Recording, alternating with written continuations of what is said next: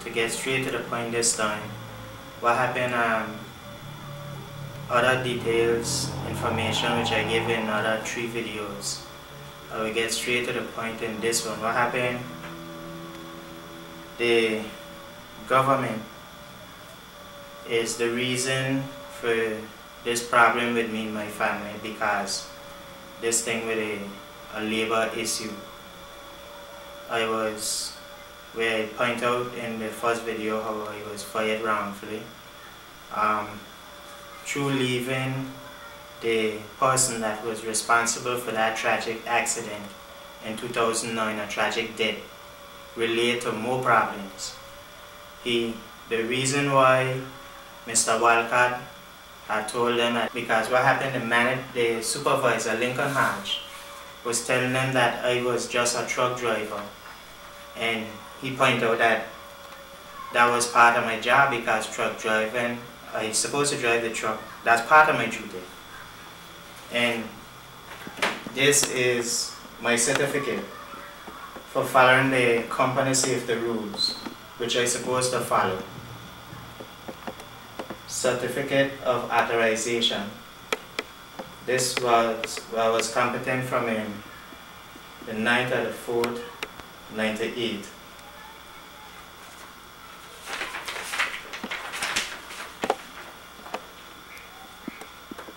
See here, this when I was a lineman 2 from in 98, and my duty was to follow the company safety rules, which my supervisor Lincoln Hodge was broken, in order for me to send my team up on top of unsafe line. What happened? After that, I was sent home 3 days, which I explained. And the reason why Walcott had told them to pay me in the first meeting from February 8, 2011, because they outlined that I was working. And Steve Hodge had sent me home, and he wasn't the one authorized to do so.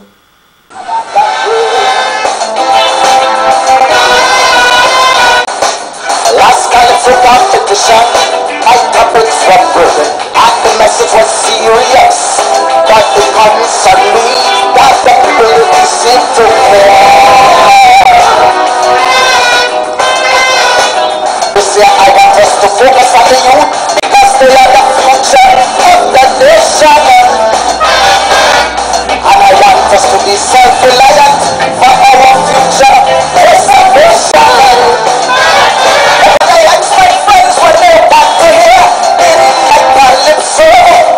This is what they said to me. The people don't want to hear no serious politics. They just want to put love. They want big love. And they just forget everybody laughing. But I think we need to...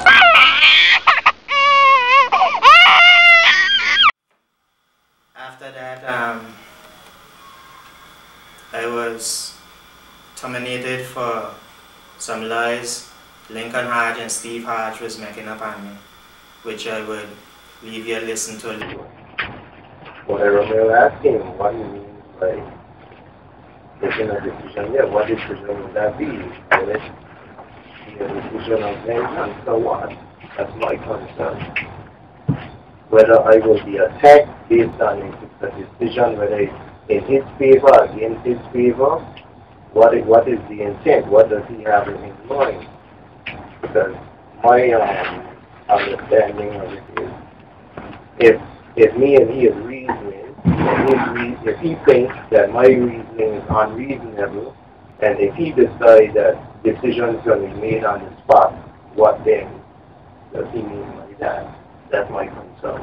Whether he means he'll attack me by force if I say something negative that's negative in his mind, I just need to get that clarified. I have to protect myself.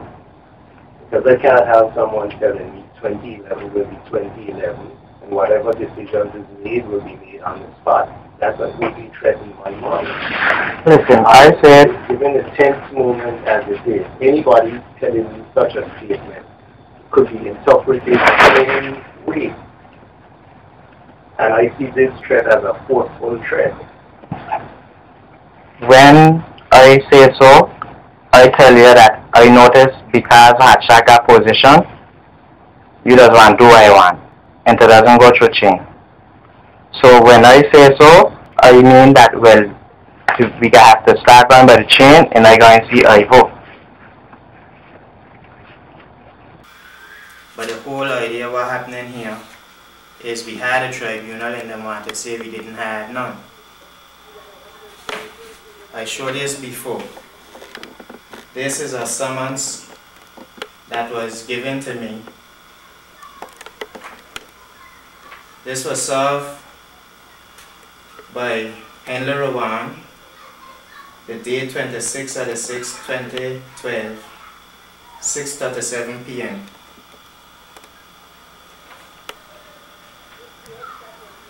This summons was a summons I get from the senior magistrate, Ivinia Benjamin, 2 days, which I point out in 1 and 2. And this summons say, in the matter of a tribunal hearing pursuant to Section 18 of the Labor Department Act. Well, what happened? My lawyer, what I had from Antigua, wrote her and tell her to postpone it until he was able to come in to defend me. I later get another summons. The reason why I'm showing these because they want to say that they never had a tribunal. But this is the evidence to it. I later get a summons again, the 21st of the 2nd, 2013, by Shanice Bryson, the police Shanice Bryson, time 2:20 p.m. This summons was from Ivinia Benjamin again. Same thing, in the matter of a tribunal hearing pursuant to Section 18 of the Labor Department Act. This summons, I get this summons, and she also summons the wrong person for the tribunal.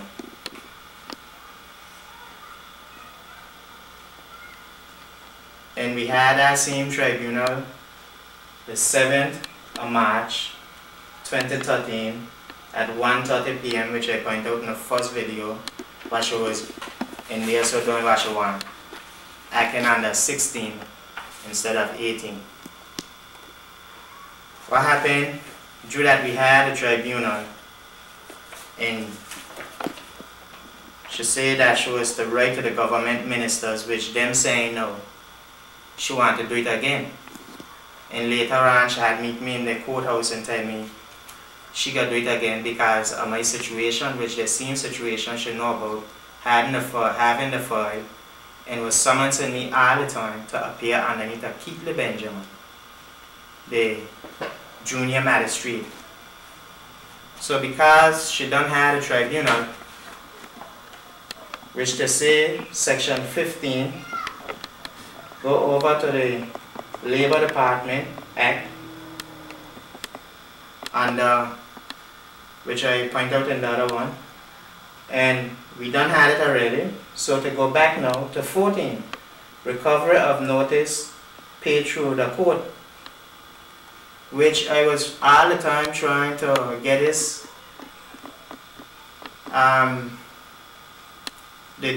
the High Court forms to follow to carry my case forward, which the same people in the system was blocking me because of the offenses they commit against me. They didn't want me to take up my case. Okay. This is the Fair Labor Standard Act, which is supposed to go to Section 14.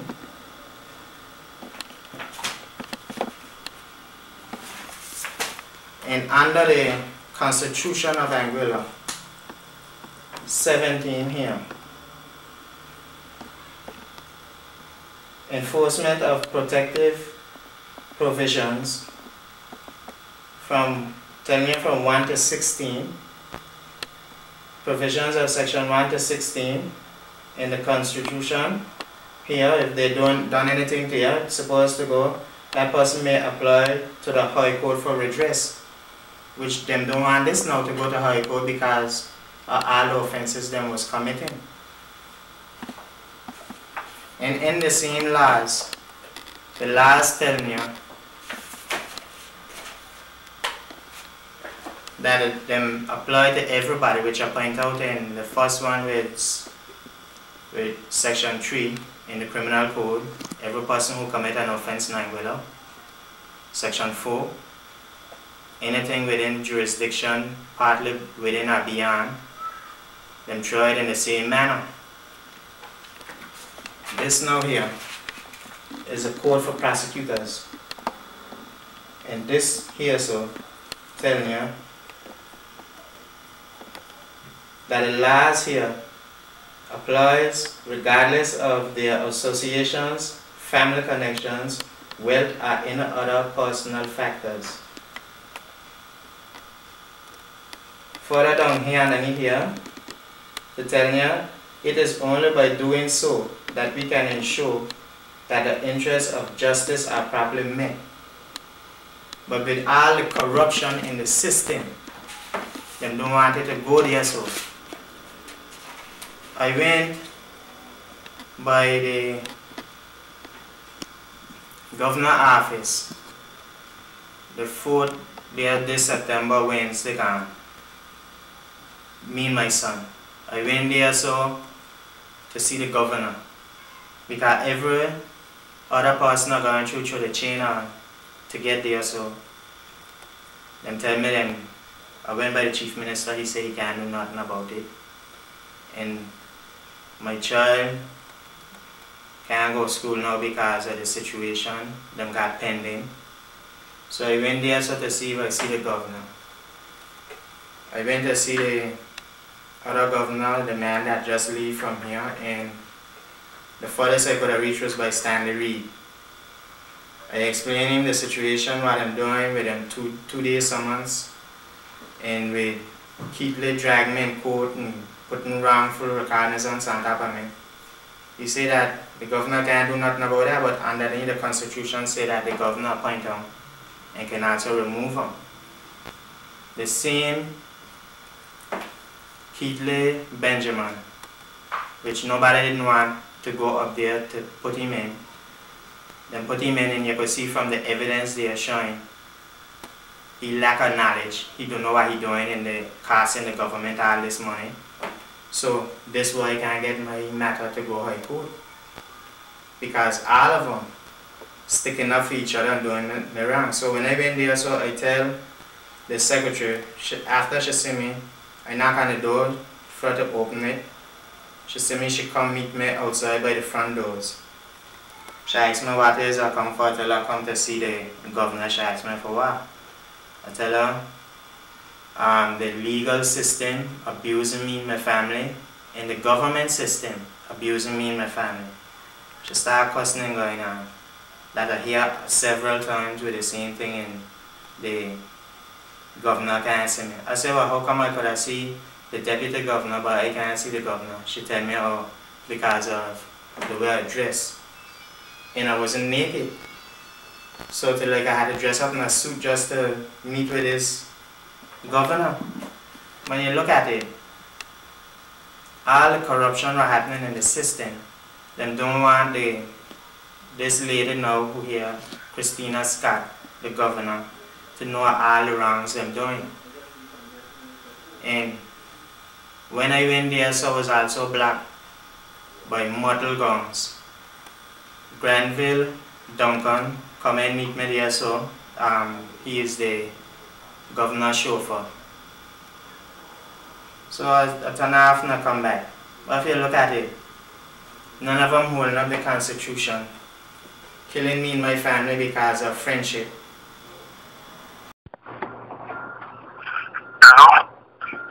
Yeah, Tom, it is Kenty. I didn't hear it because I was on the motorbike. Okay, yeah, I was trying to get in contact with you because I think that I might not have told you beforehand that you could have brought someone in the meeting. So I think that maybe we should do it again, and then Lisa will give you some time to reflect on, your approach to the meeting, because I don't want to. I would like to see this thing come to a good end, right? Yeah. So I think we should do it again. Tommy, listen, at the last time we had a meeting, Lincoln went up there, he tell Alpha and a lawyer's on me. In the same meeting there, he twisted wrong Alpha and a thing.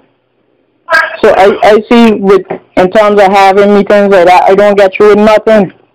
But when I come up there, so I like a victim. Okay, well, I think we should have another meeting. You say what you want, you bring who you want in the meeting, and then we strike that meeting off the record and we have another meeting. But when I come in there to that meeting, them tell me that it was about the evaluation. When I come in there, it was nothing like that. I was getting... Because what Ivor told me that he told you was that it was about evaluation, when Ivor fully well knew that it was not about the evaluation. So I need to get all of that, and we can address the evaluation. After interest that you're going to put a copy of the evaluation, the second when I realized that this evaluation thing is going to come up. So I want us to, I don't want you to respond to something that you did not prepare for. So I want you to have a response that you think about the situation, and then you can make a response. And if you have a friend in there, if you want to bring Marvin in there, I think that will be better. Man, when I come in there, so Tommy, every time when I come to you with a problem, I cannot get my problem addressed. I raise something what Lincoln comes here and say you believe and you want to victimize me with it. So I hear that too. I hear that. And in this meeting, yes, in this meeting, we could address whatever else you had on the table with regards to the appraisal, because remember, I was the one that called the meeting. So I wanted to get something across. I did not know that you were coming to the meeting expecting something else to be dealt with. So I think considering that, I think we need to do it again. in terms of that meeting where we talk about had nothing about evaluation, and Lincoln always putting up stories, like I tell you, it reflects in my evaluation. Although everybody know that I could call on me anytime. But because... I want it to come out because, Kenty, you cannot make threats. People know of the threats that you are making. You cannot make, whether you mean it or not, you can't make those things. You cannot say those things. People could go to jail for that kind of thing, right? So, I just want to make sure that when we meet again, right, if you come with a perspective that, okay, this is something that you realize, you didn't realize that it was being interpreted that way, and this is not going to happen again, that is something I can work with. I cannot work with sort of, you mean that you're bad. I can't work with that. Tommy, what you need to reflect on is Lincoln. I'm not the problem. I see whenever I come there for anything, I am a jurist. I in a stand amongst just are you the jurors there, so with this evaluation thing, I see nothing that come out of that. Okay. Bring who you want to bring in this meeting here. Bring who you want to bring. And then you will have evidence as to what went on in the meeting. The meeting will be or what. No, what I want when I come there, so with the evaluation meeting, that is just about evaluation and forget about what Lincoln said. Because I ain't in that stupidness no more. I called the meeting this morning to discuss what was said and the threats and the feeling of being threatened. I cannot forget about that. That is why I called the meeting. Like, that is impossible to forget about that. That has gotten too far and can't get forgotten. But come I put the purpose of the meeting this morning because in any problem, you cannot have threats of violence being made on a workplace. come I still I understand what you're saying, but I'm calling you, Kenty, the reason why I'm calling you, whether or not you appreciate it, is for your own interest. Think about these situations carefully, Kenty. Think about them. These are things that are going to affect your life, Kenty. Tommy, Don't approach these things too casually. Tommy, what I want to say again, when I come to the meeting, well, they tell me that I will come in for evaluation to talk about it. And not also when I talk about reliability. Lincoln marked me low and he knew that thing so. He had things in there so all about but I withdraw myself whenever he plan outages. When we got outages planned and we looking for I go with it. I will say he gone to the doctor he child, but I can't go with mine. Because to like when he planned it, whether my child sick or not, I gotta come out. That's the way it is. So with this evaluation thing, I see I don't make a decision, I ain't gonna change nothing on it. Well, there are two things. There's the evaluation, which you thought you were coming for evaluation. I called the meeting because of a threat to the security on the environment, on the space, right? I called the meeting. You didn't call the meeting. I called the meeting. So I know why I called the meeting. I did not call the meeting for the evaluation. What happened is I never told you that it's an evaluation meeting. And I'm going to call it now to have him clarify that with you because the meeting was what I called was to discuss a memo that I got from Lincoln regarding threats made to him. That is why I was meeting. So I can read out the memo for you that I got from Lincoln. No, that's okay, but which is a serious thing. This is much more serious than a performance appraisal when you are talking about threats to people's personal existence. And that is why I called the meeting. We can address the performance appraisal as well, and you can bring whoever you want to bring into that meeting. But I think the importance of having the meeting again, Kenty, is that you can reflect and you can come in that meeting with a softer position. Tommy, the threat what he may refer to as, because I tell him that this is 2011, which I did say, like I said in the same meeting you had here, that I tell him because a hot shot he feel he got a lot of power over there, so and things don't work the way that as you say it's supposed to work through chain of command. Which I said the same thing inside of the meeting. So I don't know what threat he's talking about, and I don't want to talk about that again because Lincoln, I find he's a lawyer, and he every time they put his side of class and make me look like the victim. So if you want to call a meeting about appraisal, I don't have a problem with that. Bring whoever you want to come to that meeting. But what we'll be discussing in the meeting is the appraisal and the threat. Come on, tell you the only thing I tell him which was 2011. So what other threat you're talking about, I don't know. But the appraisal, Yes, but the appraisal part, I tell you, is what you said. But I understand we were coming to. I didn't deal with. Who called you? I said I called the meeting for the threat. I called the meeting for the threat.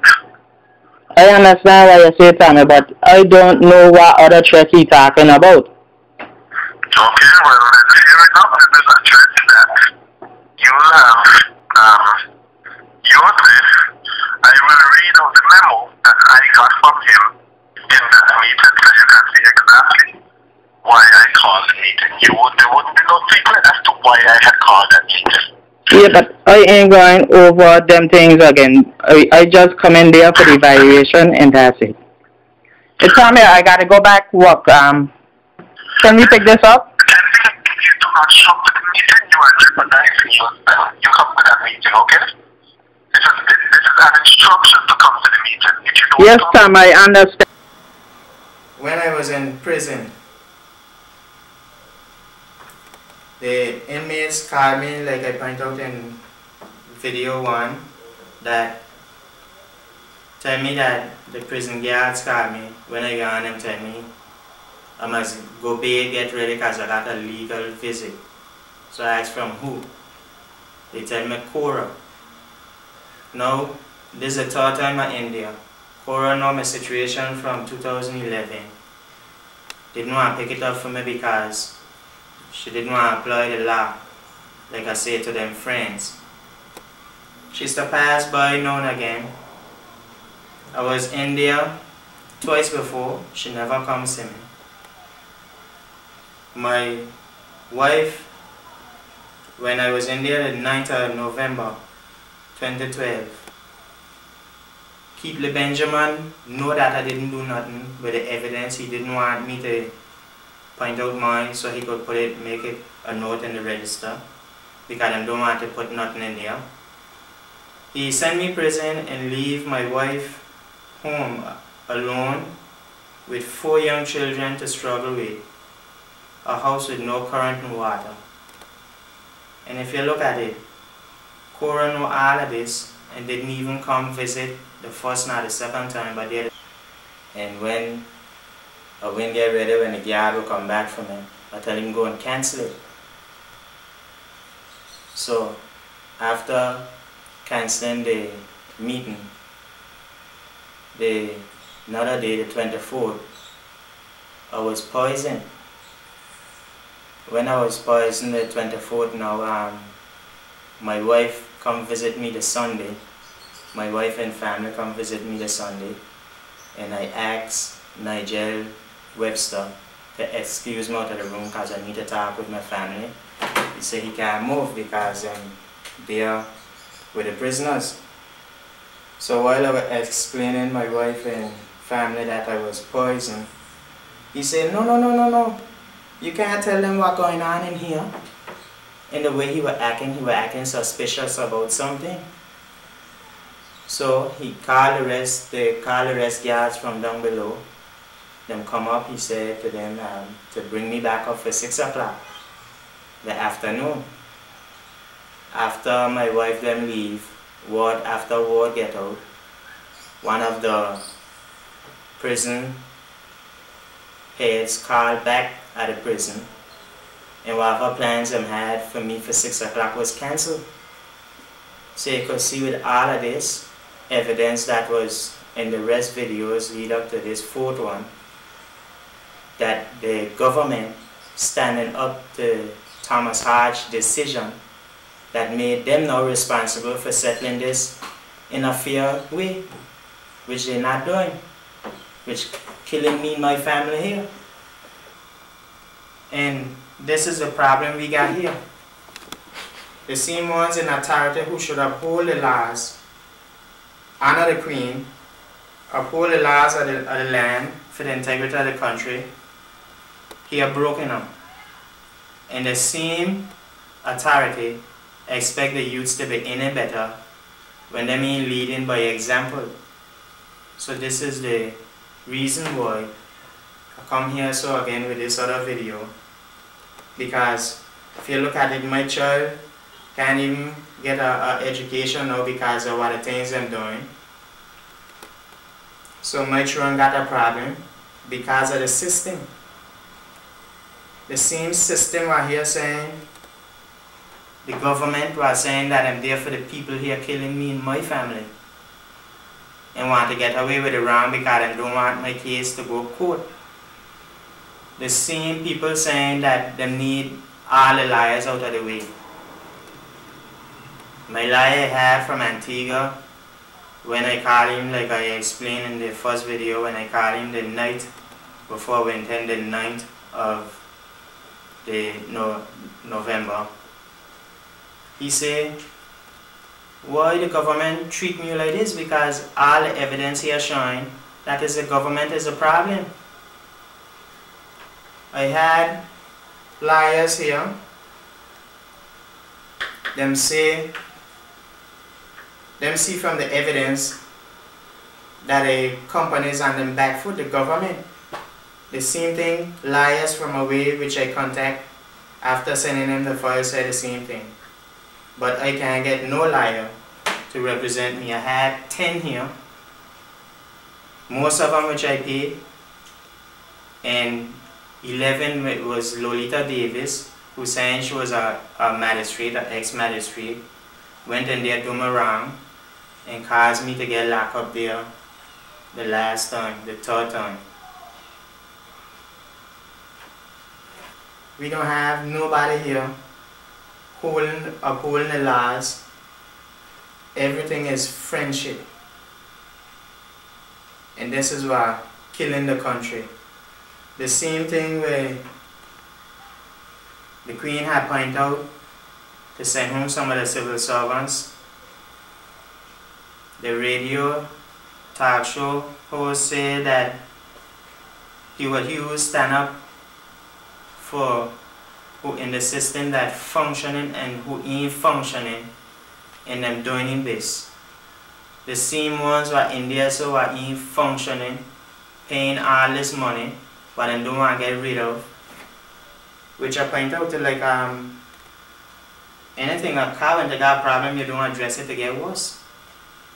Even a tree, you don't want your yard on the land, you cut it down, you don't dig out the root to come back more shoots. So you got more problem. What they're supposed to do is punish who caused this from the start. The manager said he didn't want me, he made the decision from, and now they stand up with he with a wrong. 2 wrongs don't make a right.